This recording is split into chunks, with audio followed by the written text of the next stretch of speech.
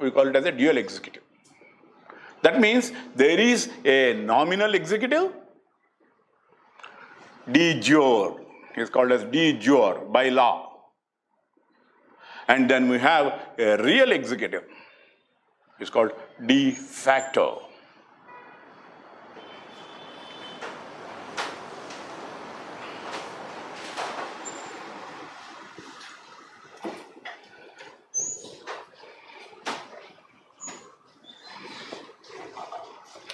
So, in a parliamentary system, people elect the members of the parliament.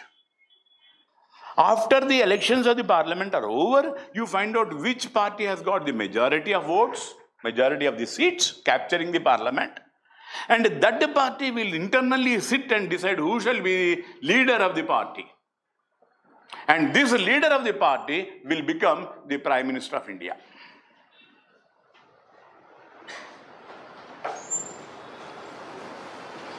That's a parliamentary system. That's what happens in India. That's what happens in United Kingdom also.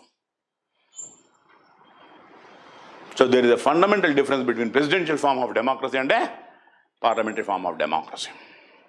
In a presidential form of democracy, since the president is directly elected, it is impossible for the Congress to remove the president from his office, except by impeachment.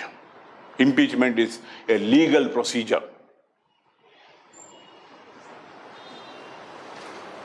Whereas, in India, you can remove the Prime Minister by a no confidence motion, which is not a legal procedure. It is a legislative or a political procedure.